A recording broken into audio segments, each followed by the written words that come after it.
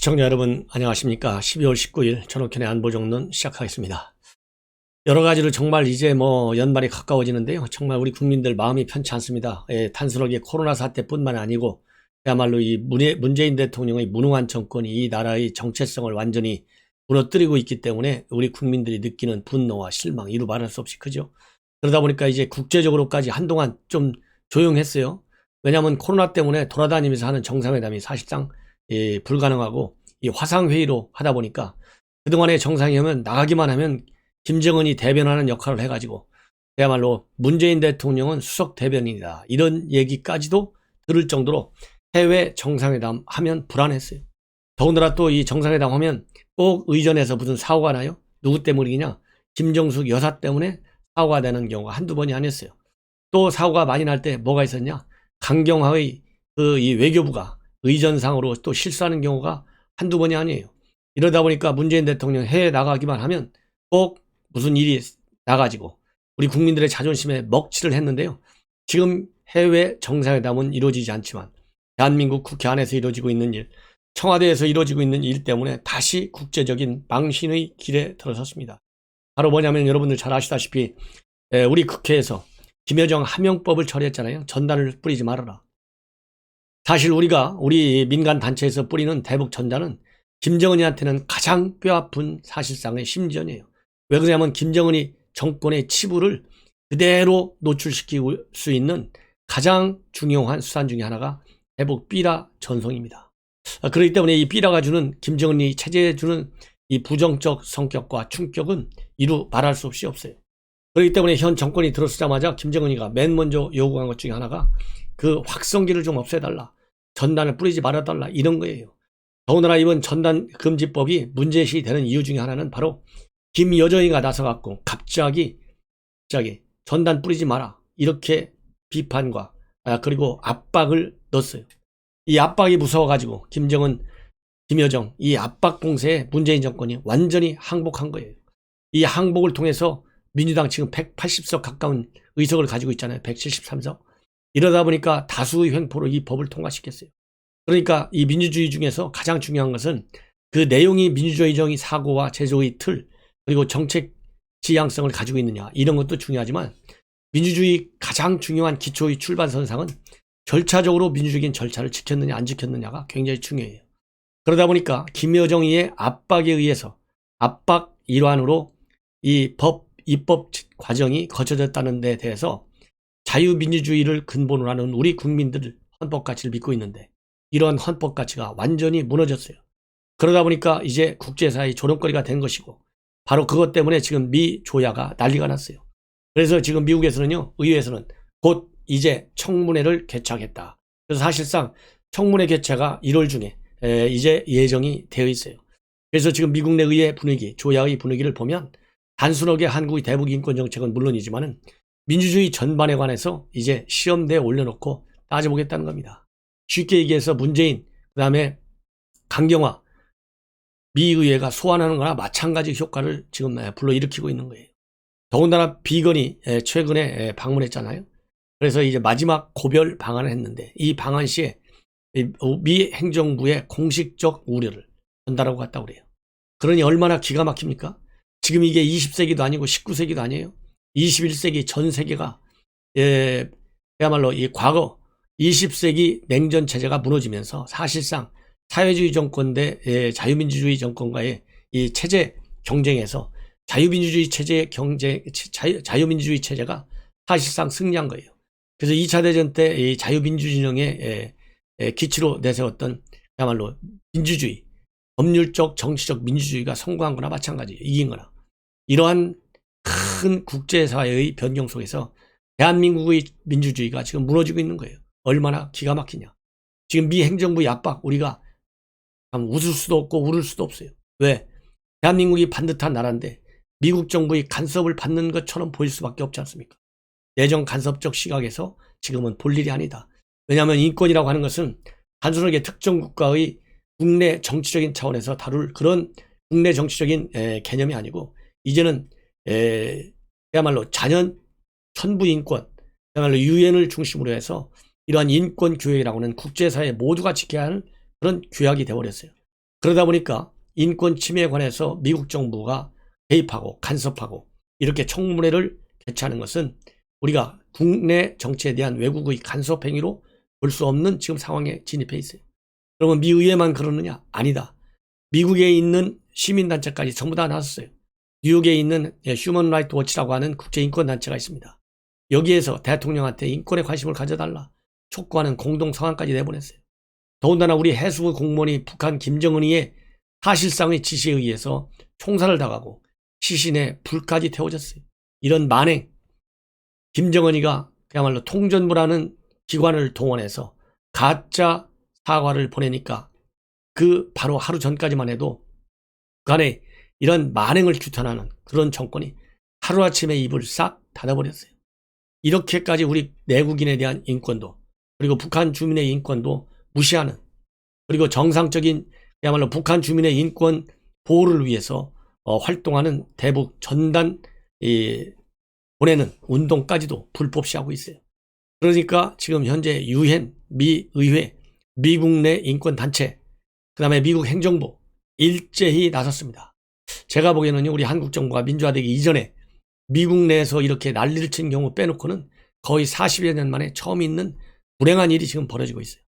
누군가 국제적으로 지금 현재 여러분들 아시다시피 유엔에서는 김정은이를 국제형사재판소에 세우자. 그 이유는 바로 인권을 탄압하기 때문에. 그런데 이런 탄압하는 김정은이를 감싸 돌고 있는 현 문재인 대통령과 그리고 여당, 그 다음에 강경화 이런 사람들이 혹시 국제형사재판소에 보전하자는 얘기가 나돌까 걱정스럽다는 말씀을 드리지 않을 수 없습니다. 예. 그래서 이제 새로운 정부가 1월 20일이면 들어서요. 그럴 때 한미 간의 대충돌을 지금 현재 우리가 보지 않을 수 없는 기가 막힌 운명에 처해 있다. 이런 정권이 과연 촛불 정권이냐, 탄핵을 바탕으로 해서 거저 먹은 정권이다 보니까 막무가내로 대한민국의 헌법을 무시하면서 국제적인 조롱거리가 되고 있는 이 현실, 상당히 개탄스럽다. 이런 말씀을 드리지 않을 수가 없습니다. 예. 자, 어쨌든 간에 이제 국내 뉴스로 돌아오면요. 조금 전에 보도된 내용입니다. 속보입니다. 이명박 전 대통령이 현재 수감 중에 있어요. 동부고치소에. 이 동부고치소에서 코로나 바이러스 감염증 확진자가 무려 185명이 발생했습니다. 이 전날 18일 날 수용자 2,419명과 직원 425명 전원을 대상으로 해서 코로나 바이러스 검사를 했어요.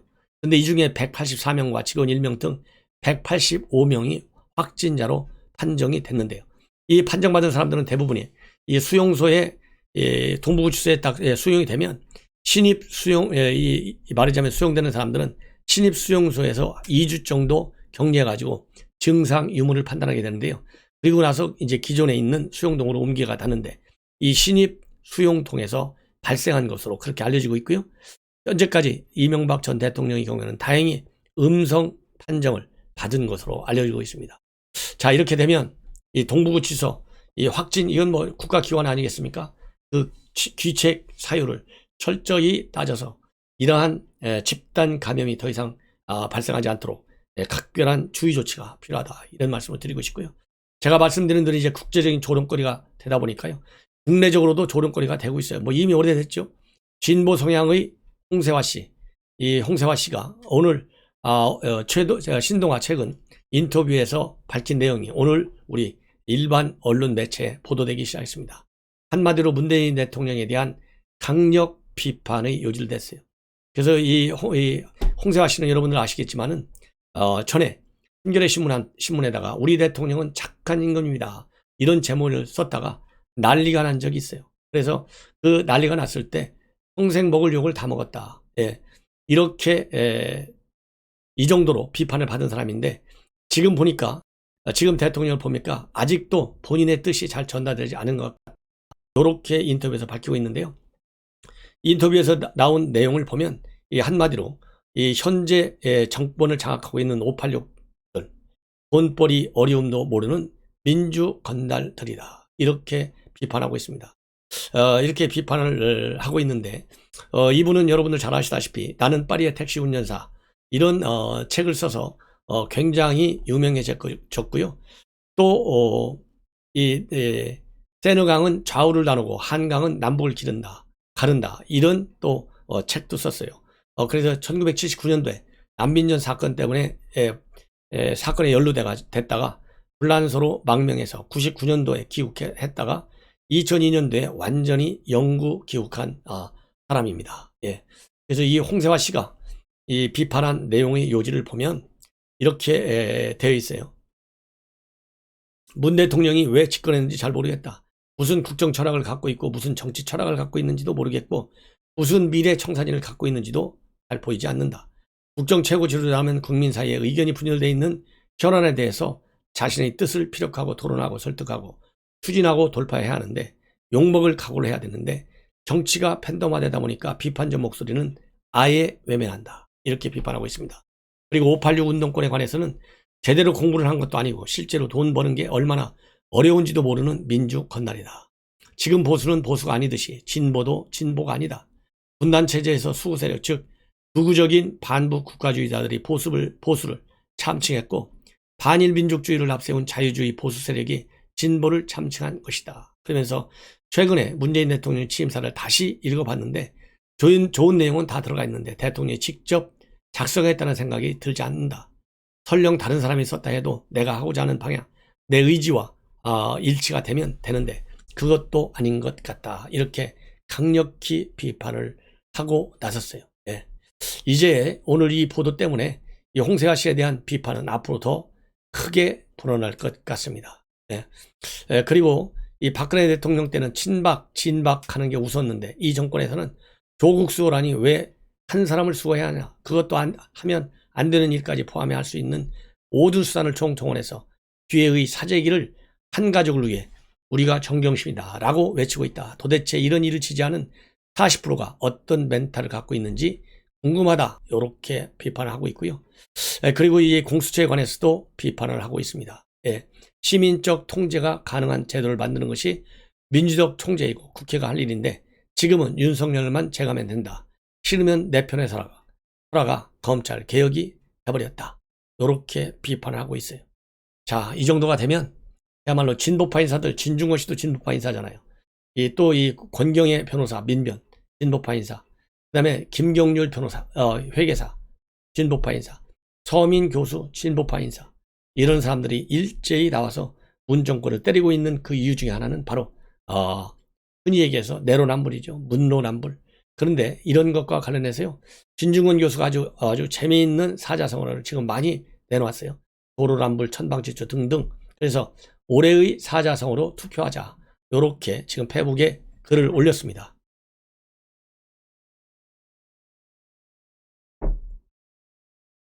그래서 이 진중권 교수가 내놓은 사자성어, 오늘 내놓은 이 페북에 글을 올린 내용 아주 재밌어요. 그래서 이거를 전부 다 자세하게 설명해 드리겠습니다. 1번이 인기 투표하자는 거예요. 그러니까 여러분들도 한번 어느 거가 제일 인기가 있을 것인지 한번 연구를 한번 해보세요. 1번이 조로남불, 2번이 투신성인, 3번이 천방지추, 4번이 문파구리. 아마 제가 설명 안 해도 다 아실 겁니다. 그 다음에는 이제 인물투표, 1 조국, 2 댕진웅, 3 추미애, 4 문재인이에요. 뭐 설명 굳이 안 해도 아시겠지만은 조로남불은 조국의 내로남불을 비판한 것이고요. 댕진웅은 정진웅 부장검사 서울병원에 입원했을 때 폭행하고 나서 그때 댕진웅, 정진웅을 댕진웅이라고 한 것이고 그 다음에 또 이 천방지추는 추미애 장관, 문파구리는 문재인을 겨냥한 것이다. 그리고 조로남불은 민주화 개혁을 참칭하는 자들의 허위와 우위선이 적나라하게 드러난 해라는 뜻이고요. 투신성인은 능력과 원칙이 있는 이들이 핍박받고 무능한 출세주의자들이 몸을 던져서 중생 경쟁을 하는 나라가 된 해다. 이런 뜻이고 천방지추는 청와대에서 개 한 마리만 풀어 국가기관 하나를 완전히 망가뜨리는 해라다. 천방지추, 추는 추미애잖아요.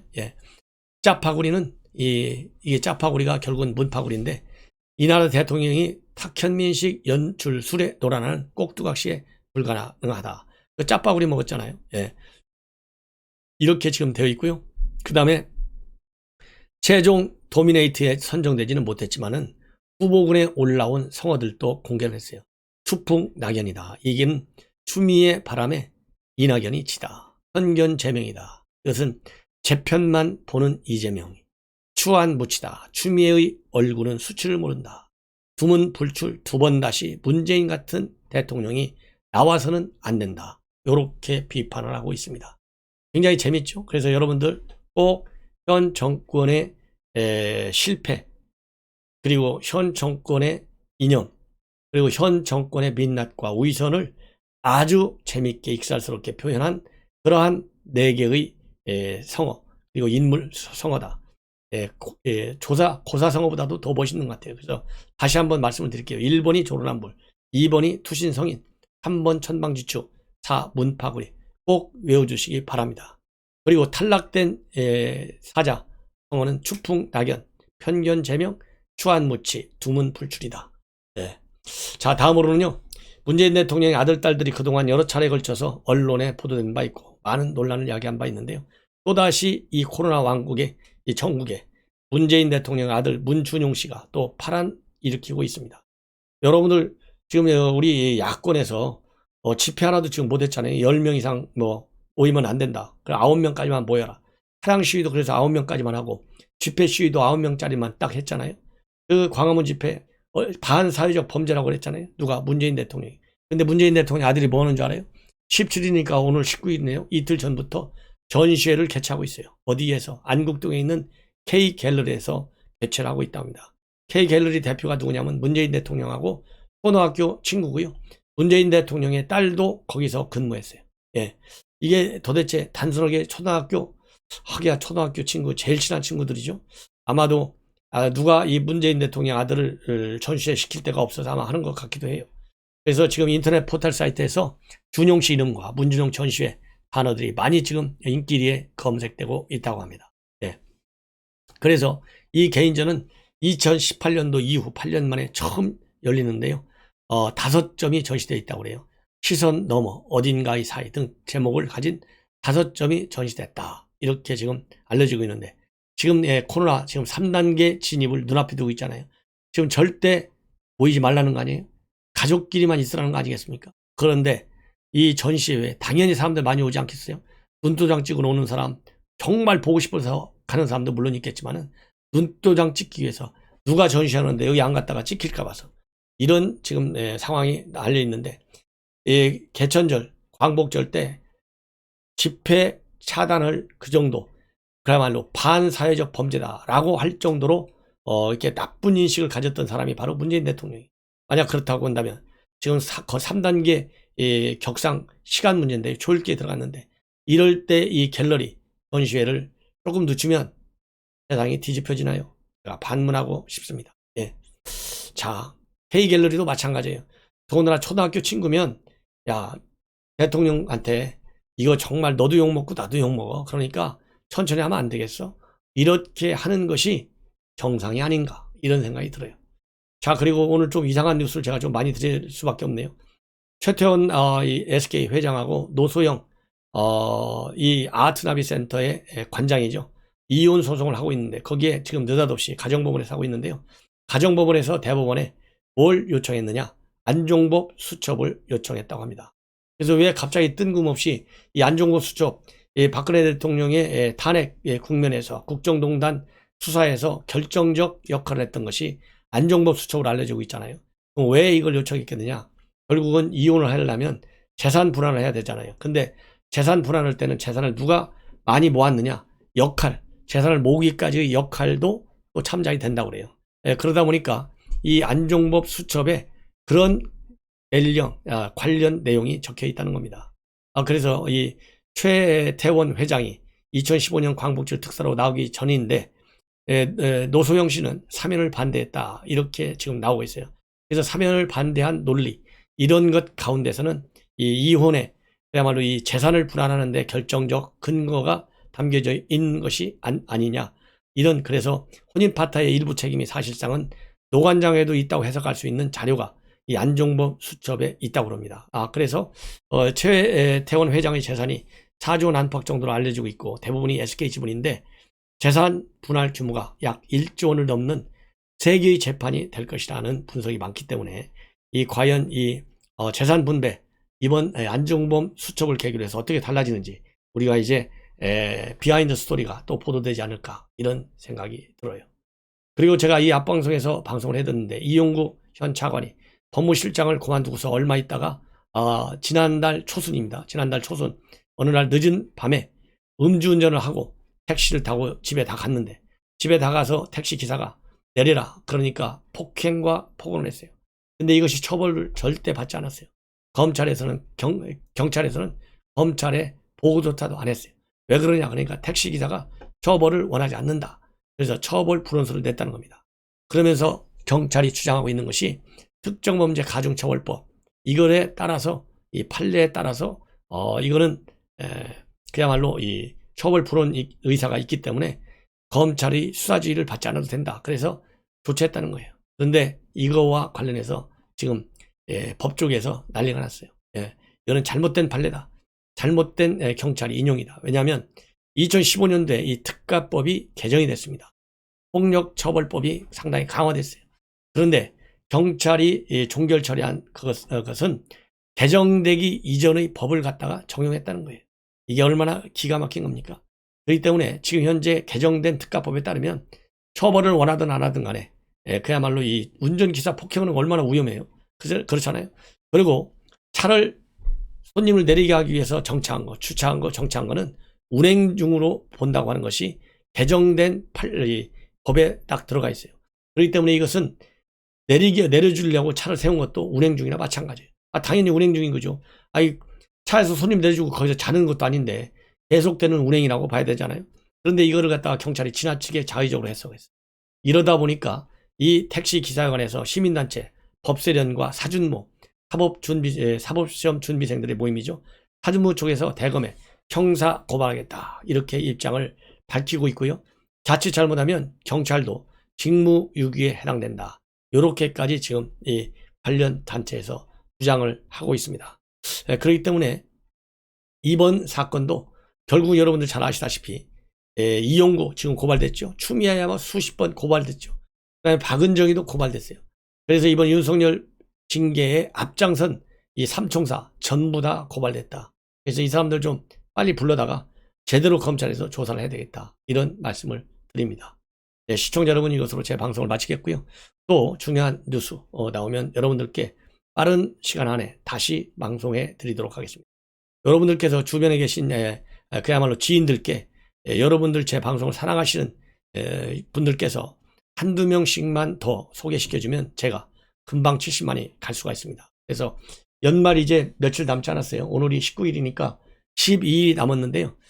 한 70만 가려면 지금 제가 한 8만이 부족합니다. 그러니까 여러분들께서 좀 많이 도와주시면 제가 열심히 해서 여러분들이 주변 분들에게 권유한 이 기여가 그리고 이 권유한 것이 주변 분들에게 좀 좋은 방송하기 위해서 고맙다. 이런 소리를 들을 수 있도록 더 내실 있는 방송을 하도록 노력하겠습니다. 여러분들께서 자신을 가지시고 제 방송 주변 지인들에게 많이 소개시켜 주시면 대단히 고맙겠습니다. 빨간색 버튼 계신 분들 꼭 눌러주십시오. 제 방송은 무료입니다. 대단히 고맙습니다.